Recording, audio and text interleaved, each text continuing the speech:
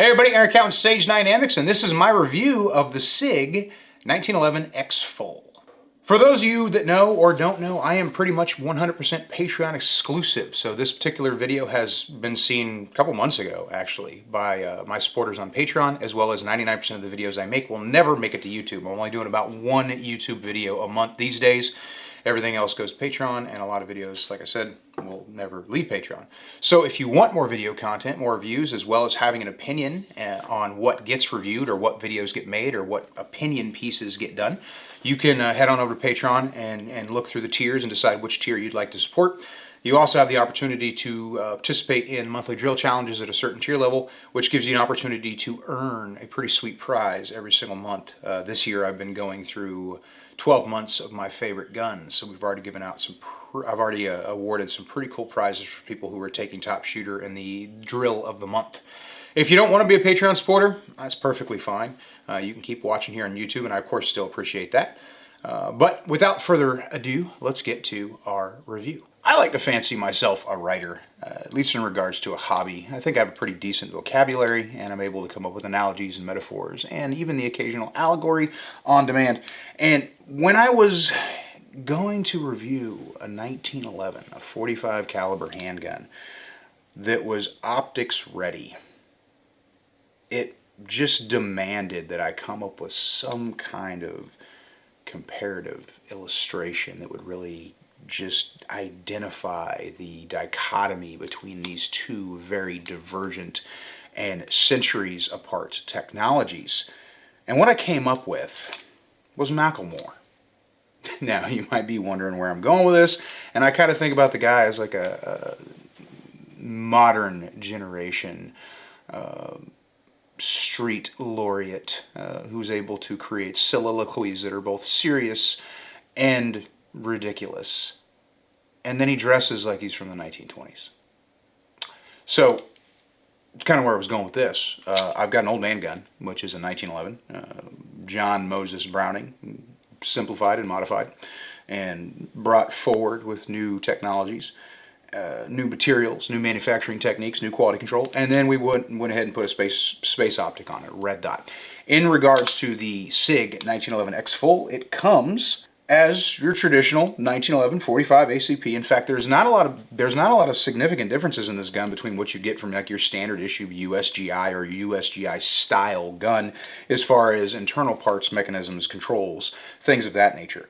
The big departure, of course, is it has an internal extractor, which some people do not like, and it is milled with the RMSC footprint for an optic. It has their X-ray sights, and it's kind of set up for their Romeo X Compact, which is a little disappointing to me because I wanted to run a larger window, and I didn't want to get away from the Romeo X Compact because that's what came on the gun, and I'm like, hey, free optic, right? And a free decent optic. You guys seen the video I've done on it. So I was happy with the optic. I just wanted a larger window. And there's this proclivity among 1911 people and 1911 companies and companies that make 1911 clones to put small optics on their full-size 5-inch guns because they're flush to the slide. And I don't care if it sticks out a little bit. It doesn't bother me at all. I want a bigger window, and especially with a round that arguably provides a little bit more recoil. Larger window gives me better ability to track my dot performance, but that's kind of getting into the semantics of the actual shooting of a red dot versus reviewing the gun itself, so I digress. Ambi safety, left hand setup controls otherwise. So I've got a really good ambidextrous safety that's nice and true. I've got a flat trigger and a curved trigger guard. Some people are going to like that. I've got a light rail, and I've got a traditional, pretty much an uncrowned barrel with a traditional bushing setup, a USGI setup, if you will. And then I've got an optic cut, an optic footprint, very deep. I've tested SIG optic footprints to infinity at this point, or somewhere there close. But this is something different, so of course we're still going to be doing drop tests on this gun. Now, for full disclosure, SIG did send this to me the same time they sent me the X5 Legion 226. But I got away from 1911s, and I never thought I would come back. But when I mentioned this in the initial impression video, it really did feel like coming home. I am not kidding. Shooting this gun for 2,000 rounds gave me a lot of really great feelings of nostalgia. And that's one of the cool things about guns. And it applies to all kinds of different objects, but there is this nonsensical but very reasonable attachment to certain objects that tie directly to memory and experiences, both good and bad. So I don't want to say I took a great deal of reverence in this review, but I was very careful to be as objective as possible while really enjoying myself. Now, for the review, I ran the standard 8-round magazine that came with the gun. I also used Wilson Combats and Chip McCormick 10-rounders, which are cool because they give you 10 rounds versus 7 or 8. No magazine-related issues throughout the review process, so the gun, all of the 3 types of magazines that I used, they all fed fine. As far as the ammunition goes, I was firing 185 and 230 grain, both S&B, MagTech, and a variation, or I should say a variety of different hollow points. One of the problems back in the day that we traditionally had with 1911 guns, especially 45 ACP, is the 2-part feed ramp. Some hollow points are not as long, or they have an abrupt termination of the curvature of the bullet as it goes towards the tip, so they wouldn't feed correctly.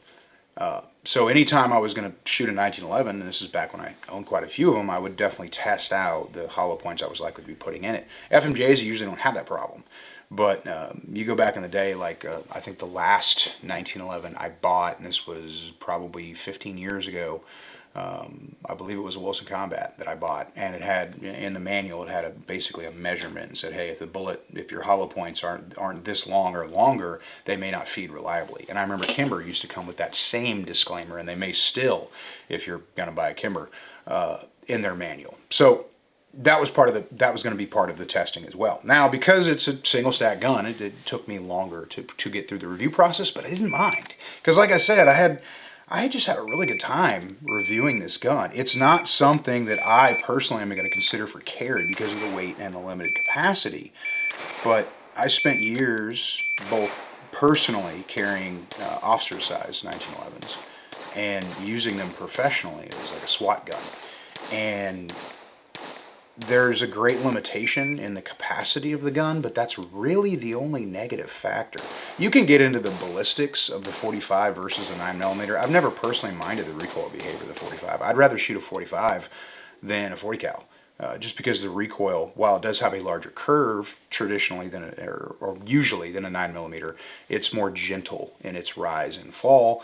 The 9mm being a lower rise and fall, and then the 40 being a very sharp delivery of pressure very suddenly. So getting into that first 500 rounds, into the second 500 rounds, so we're getting into that 1,000 rounds, I start working on, just general practice and manipulations. I ran this almost exclusively from a duty holster, just because, like I said, it's not something I would necessarily work from concealment. And honestly, when it comes to reviewing a gun, shooting from duty versus concealment is kind of irrelevant. There are some reasons to go back and forth, and the biggest one being dot acquisition. Some guns lend themselves very easily towards presentation and dot acquisition, where some guns do not. So I've always had a slightly less consistent ideal acquisition of a red dot from concealment than I have from a duty holster, because from a duty holster, there's just less that can go wrong. Unless you mess up the clearing of your security device, your level 2, level 3, whatever, you're pretty much going to be putting that gun right in the place to get the dot, and if you don't, it's your fault. From concealment, all kinds of crazy things can happen. Usually to deal with the cover garment or an interruption or things happening out of order. So didn't run it from concealment a whole lot. I did for a while, but it was mostly, almost all 2,000 rounds were shot from a duty holster. The first thing that I really got a feel for getting into that first 1,000 rounds was gun is sprung great. Everything was crisp. The trigger is fantastic. And I'm saying this about like just a factory gun. For the price point, there's nothing super special about this. If you travel in circles that like to show off their super high-end holsters and Milt, Sparks, Alligator, outside the waistband pancake holsters with your chocobo grips or your pearl inlay or your custom engraving or whatever, this gun, you're going to show up and just look like a poor person. And that's okay, because I think the intent behind this gun was to just make a good quality 1911 that was 45, and you can put an Optic on it readily. SIG gets a lot of flack, some of it deservingly so, for some of their recent products and some of the product problems with those recent products. But in my experience, their 1911s have always been pretty decent. And some people, of course, can disagree with that, and and obviously this is because sample size of one. Uh, the grips are fantastic. It has a very, I'd say, subtle magwell assistance with the forward toe cutout, which is very useful for 1911s because sometimes you got to strip those magazines out of these guns. And just shooting the gun was fantastic. Reliable lockback trigger. The trigger's breaking between, for me, it was breaking between 2.5 and 2.7, which is pretty good. Generally, I see more of a variance than that. Single action, of course, generally doesn't have as much variance as like a striker fire or something like that. But I usually vice the gun. In fact, I always vice the gun down to make sure I take myself out of the equation and use my little Wheeler trigger press meter. And I was getting breaks between 2.5 plus and 2.7 plus, so right in there in that sweet spot. And as far as the trigger itself goes, it's a single action only. There's not a lot going on. There's not a lot of uptake. There's not a lot of over travel. I don't get into the weeds as much as some people do when it comes to triggers. So if you hear me talking about a trigger, there's probably either something really cool about it or something really wrong with it. Because triggers are triggers. But this one is consistent and you know where the wall's at. So if you're someone who likes to pin the trigger when you shoot, or you occasionally pin the trigger or shoot and trigger reset, you're going to be very aware of where you're at in the depression and relaxation of the trigger during the shooting process. Manipulations on FMJ went fantastic. Shooting 230 or 185, the gun just runs. It's a good heavy gun. With a fully loaded 8-round magazine, we're right over 42 ounces, and that's without the light. Of course, I have the light on for the entire review process. So the weight definitely helps absorb a lot of that felt recoil, and it also helps with manipulations. Some guns, once that magazine gets empty and you're getting the magazine out of it and you're at slide lock and you're going to manipulate, you can just kind of whip the gun a little bit too much, and it kind of complicates things. And I've had that problem with polymer guns for a long time, where and this to me is an issue I have when I go back and forth. I'll shoot a 2011 and then I'll go back to a Glock and I'm like, oh, well, that's way too light. So I appreciate the weight of the gun, and it's definitely beneficial when it comes to shooting for longer distance precision and things like that. Of course, my personal opinion. So manipulations went fantastic. 1-round lockbacks is something. This is a testing that some people do, where you basically take a bunch of magazines and you load them with 1 round. And I usually do that testing with the hollow points. So I'll grab however many mags I need versus how many different types of ammunition I'm going to be shooting, and I'll put 1 round per, and I'll load it up and I'll close the slide and I'll fire that round and make sure it's reliably locking back. And I'm going to check that lockback, two-handed shooting and one-handed shooting. I do this testing with 2011s too. It usually doesn't make it on video because it's kind of a boring process, but it's something I picked up from Hilton Yam years ago. That it's a good way to check your magazines and check your gun. So if the gun's not locking back on 5 different types of mags, it's probably the gun. If the gun's not locking back on just your Chip McCormick mags, it's probably the mags. And in the early days of 2011s with the Gen 1 mags that were out there, this is something you had to do, because then you decide if you're going to trust that magazine or not. And if the only issue is not locking back, then maybe you can accept it. But if there's other issues, this process helps you identify them. And then get into feeding those hollow points. And I put 75 rounds of a couple different types of hollow points through Gold Dot and a few other brands, and boringly reliable. So really it came down to kind of preference and experience. I'm not comparing it to anything else, but I do have a lot of experience with 1911s. I used to own quite a few. I owned a Case Reader, which is a little bit more rare, an Ed Brown, a Les Bauer, Wilson Combat, a Nighthawk, and I also had a Remington Rand, which is like old school USGI, and a couple different Colts, and all of them except for my Delta Elite that comes at 10 millimeter, which I never even shot that gun. I actually just owned it for briefly and then got rid of it because I wasn't interested in getting the 10 millimeter at the time. But so kind of where I'm going with this is I have thousands and thousands and thousands and thousands of rounds downrange with 1911, so I have a good feel for them. Even though it's been a long time since I've used one, and like I said in the initial impression video, it did really feel like coming home to shoot this gun again. And it's not something I'm going to just throw my whole personality into. Like, I'm not going to forsake my 2011s and go back to the single stack gun.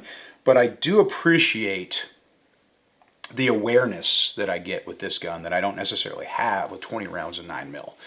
I've got 8 rounds of I hope this works. And that's the kind of mentality I have going into some of the drills and strings of fire that I'm doing, where you're just a little bit more aware of that limitation that you have, and the fact that your ammunition is going to go quickly because you've only got 8 or 10 rounds. So if this was going to be a carry gun, it'd be duty, and it'd be 10 in the gun. I'd run chips, 10 round, 10 round, 10 round, 10 round, 10 round, but that's still not a lot of ammo. So you tend to be a little bit more involved in the process. You tend to be a bit more involved, not over confirming your sight pictures, but being a little bit more sure that you can get the press before you press it. And that's kind of fun. My only big complaint is the optic, and because I chose to leave this optic on there, but because it's the RMSC footprint, I'm limited anyway. The only readily available optic I could have grabbed to go up bigger in a window size would have been a hollow sun, an EPS, and I didn't want to do that. I was like, you know what, let me just stick with a SIG optic. It's a known quantity, and it's already on the gun, and I'm good to go. So let me make sure everything's tight, battery's good, and I'm zeroed. I'm able to use my standard height sights. I don't have to go suppressor height sights, which is good because they block a lot of that smaller window. But that smaller window does factor into the shooting of the gun, because 45 recoil behavior impulse is different. So I definitely noticed a significant difference in transitioning from target to target or burning fast string. So 3, 5, 7 yards when I know I can go quick, can't go as quick knowledgeably with good consistent sight pictures as I can with a bigger window or with a 9mm with this size window. So that's just kind of one particular issue that's going to be a factor for this gun to optics window size relationship. Overall, and I already used the word, but I'm going to use it again, fantastic experience. Not only was it emotionally satisfying, it may have been as objectively satisfying as it possibly can be, knowing that the gun just from 2,000 rounds worked great. Now, there's one last factor that we have to discuss, and that is the footprint. It's a departure for SIG. This is a newer thing for them. Putting their optic footprint or an optic footprint on a 1911 with the X-Full. So I was going to be doing that drop test every 500 rounds. Also, we got to talk about the gun's inherent accuracy, so we'll take a look at that. So I was shooting 230 grain gold dot for zero confirmation. Here's a 5-round group I fired after I zeroed the gun right at the beginning of the review. This is 25 yards, bench rest supported.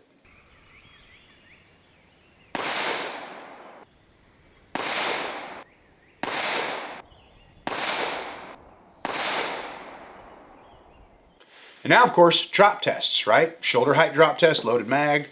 I loaded an 8-round mag, and this is something behind the scene kind of stuff. I loaded an 8-round magazine, but I don't chamber it around because Series 70 type guns technically are not drop safe.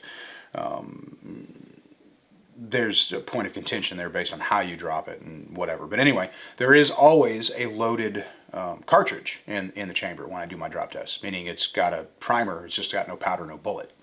So it makes a popping noise if the gun is in fact not drop safe. But I was doing the drops in that regard. So everything's still on the gun. I do tape that front sight, as you guys know, because I don't want to mess up my front sights, especially on 1911s, because they're harder to replace than like a Glock or something like that. But shoulder height drop test every 500 rounds. So here are your drops.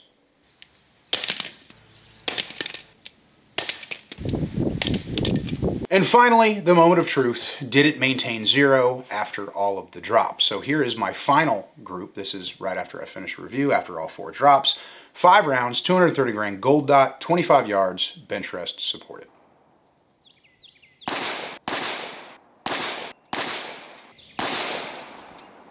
I'm really happy with that. I think it's a pretty damn accurate gun for factory everything.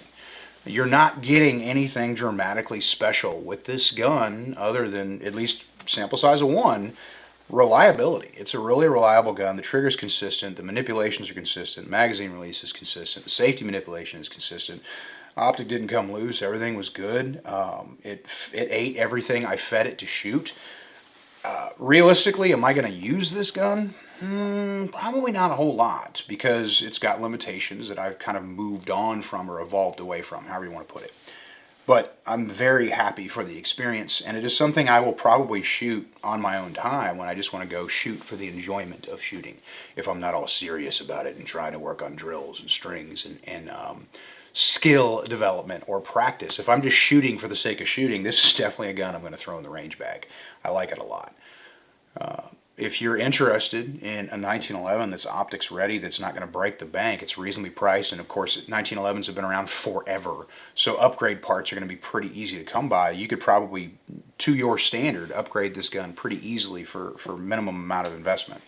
If the external extractor for you is a deal breaker, which I've never quite understood why there's such a pervasive argument about that, then this of course would be a deal breaker for you. But everything else is fantastic. So I'm really happy with it. I think SIG did an excellent job. They really kind of knocked this one out of the park as far as price point, relationship, and features and performance of the gun. All things coming together, came together pretty good, and I'm not disappointed at all in how things turned out. Till next time, Patrons, Aaron Cowan, Sage Dynamics, train accordingly.